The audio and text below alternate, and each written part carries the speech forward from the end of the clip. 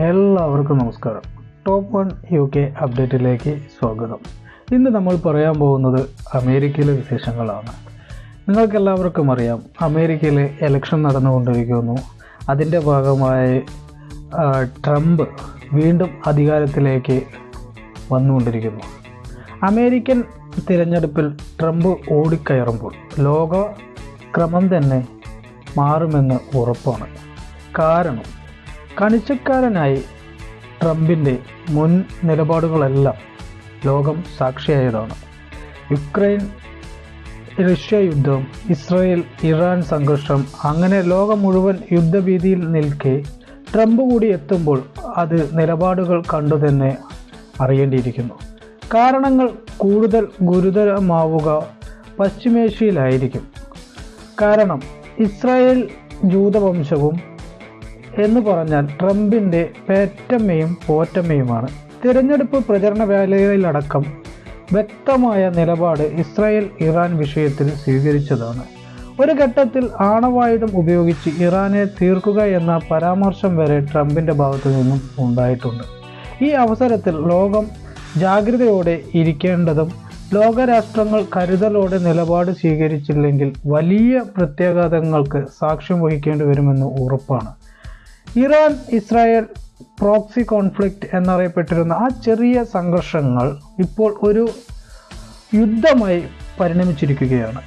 ഇരു രാജ്യങ്ങൾക്കും പിന്തുണയായി ശക്തരായ രാജ്യങ്ങളുള്ളതിനാൽ മേഖലയിലെ ആകെ അനിഷ്ട സംഭവങ്ങളാണ് ഉണ്ടായിക്കൊണ്ടിരിക്കുന്നത്. അതുകൊണ്ട് തന്നെ ഒരു യുദ്ധമാണ് അവിടെ നടന്നുകൊണ്ടിരിക്കുന്നത്. യുദ്ധം വരെ ആകും ഫലമെന്ന് പല വിദഗ്ധരും മുന്നറിയിപ്പും നൽകിയിട്ടുണ്ടായിരുന്നു. ഇരുവശത്തും ആളുനാശം ഉണ്ടാകുന്ന മിസൈൽ വ്യോമാക്രമണങ്ങൾ ഇപ്പോൾ അരങ്ങേറുന്നത് എന്തൊക്കെയെന്ന് കണ്ടു തന്നെ അറിയുന്നതല്ലേ നിങ്ങൾക്കെല്ലാം. ആണവ ശക്തികളാണ് ഇരു രാജ്യങ്ങളിൽ നിന്ന് കരുതപ്പെടുന്നതിനാൽ ഒരു യുദ്ധം ഉണ്ടാകുന്നത് ആശങ്ക ഉളവാക്കുന്നതാണെന്നാണ് ഏവരും സമ്മതിക്കുന്ന വിഷയം. ഇസ്രായേലിൻ്റെ എതിരെ ആക്രമണങ്ങൾക്കിടയിലും ആണവ കേന്ദ്രങ്ങൾ ഒഴിവാക്കുന്നതായി കാണപ്പെട്ടത് അമേരിക്കൻ മുൻ പ്രസിഡന്റ് ജോ ബൈഡൻ്റെയും കമല ഹാരിസിൻ്റെയും ഒക്കെ സമ്മർദ്ദത്തോടെയായിരുന്നു. ഇവിടെ മറ്റു രാഷ്ട്രങ്ങളുടെയും നിലപാട് നിർണായകമാണ്. അതിൽ പ്രധാനമാണ് ഇറാനൊപ്പം നിൽക്കുന്ന അറബ് രാഷ്ട്രമെന്ന് പ്രതീക്ഷിക്കുമെന്നെങ്കിലും സൗദി അറേബ്യയുടെ നിലപാട് ഇസ്രായേൽ നടത്തിയ ആക്രമണങ്ങളെ അപലപിക്കുമ്പോഴും രണ്ട് ഭാഗത്തും നിൽക്കാതെയുള്ള സമീപനമാണ് സൗദി സ്വീകരിച്ചുകൊണ്ടിരിക്കുന്നത്. പുതിയ സാഹചര്യത്തിൽ ഏതെങ്കിലും ഒരു ചേരയിൽ നിൽക്കാൻ സൗദി നിർബന്ധമാകും. മറ്റൊന്ന് പാകിസ്ഥാനാണ്. ഇറാനെതിരെയുള്ള ഇസ്രായേലിൻ്റെ ആക്രമണങ്ങളെ ശക്തമായി അപലപിക്കുമ്പോഴും അമേരിക്കയുടെ സഹായമില്ലാതെ പാകിസ്ഥാൻ മുന്നോട്ട് പോകാൻ കഴിയില്ലെന്ന സ്ഥിതിവിശേഷമാണ് ഉള്ളത്. ഇറാനുമായി ദീർഘ അതിർത്തി പങ്കിടുകയും അതേസമയം അമേരിക്കയുടെ സഖ്യകക്ഷിയായി നിൽക്കുകയും ചെയ്യുന്ന പാകിസ്ഥാനെ അവിടെ ഇവിടെയും തൊടാതെ നിൽക്കാനാണ് സാധ്യത. സംഘർഷം നടന്ന് ഇത്ര നാളായിട്ടും ഒരക്ഷരം പോലും ഉരിയിടാത്ത രാഷ്ട്രമാണ് UAE. അമേരിക്കയെ പിണക്കി ഒരു കാര്യത്തിനും നിൽക്കാത്ത UAE നാളിതുവരെ ഇറാനെതിരായ ഇസ്രായേൽ ആക്രമണങ്ങളെ അപലപിച്ചും പ്രദേശത്തെ സംഘർഷങ്ങളിൽ ആശങ്ക പ്രകടിപ്പിച്ചും വെബ്സൈറ്റിൽ ഒരു പ്രസ്താവന മാത്രമാണ് പോസ്റ്റ് ചെയ്തിരിക്കുന്നത്. മറിച്ച് ആകെ ധർമ്മസങ്കടത്തിലായിരിക്കുന്നത് ഇറാഖാണ്.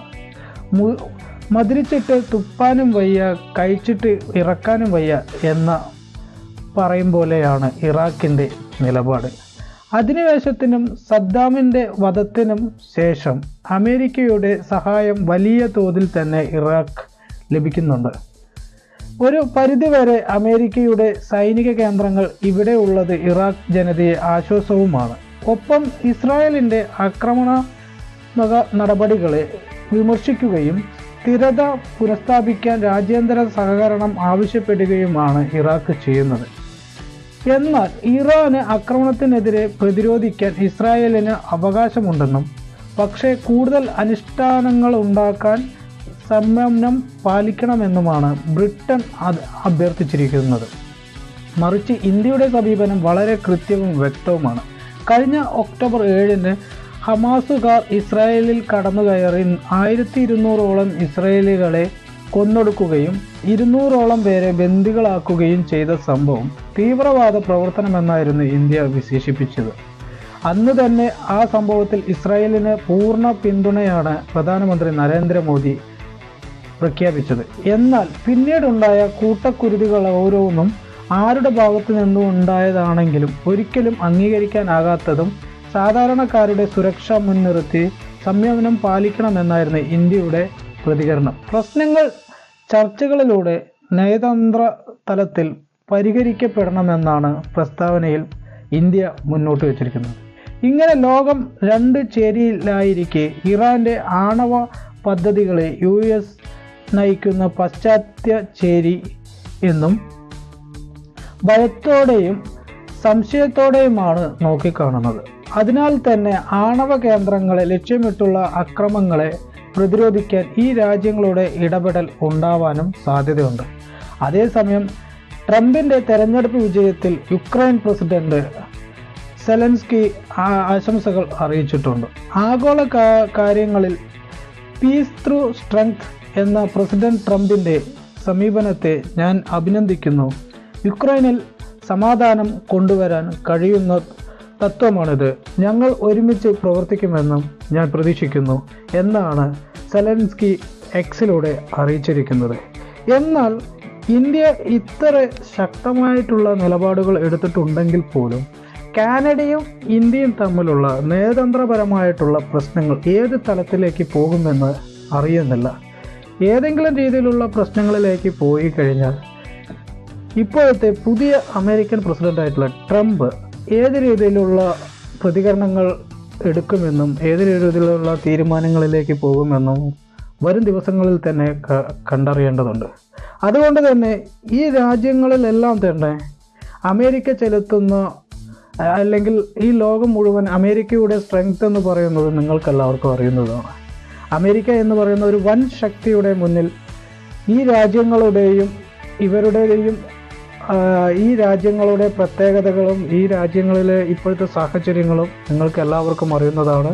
അതുകൊണ്ട് തന്നെ ട്രംപ് ഇനി എടുക്കുന്ന തീരുമാനങ്ങൾ എന്തായിരിക്കുമെന്ന് വരും ദിവസങ്ങളിൽ കാണാം. ഇതുപോലത്തെ എല്ലാ അപ്ഡേറ്റുകളും നിങ്ങളിലേക്ക് എത്തിക്കുന്നതാണ്. ഈ ചാനൽ ഇതുവരെ സബ്സ്ക്രൈബ് ചെയ്തില്ലെങ്കിൽ സബ്സ്ക്രൈബ് ചെയ്യണം. നിങ്ങളുടെ അഭിപ്രായങ്ങൾ കമൻറ്റ് ചെയ്യണം. നന്ദി, നമസ്കാരം.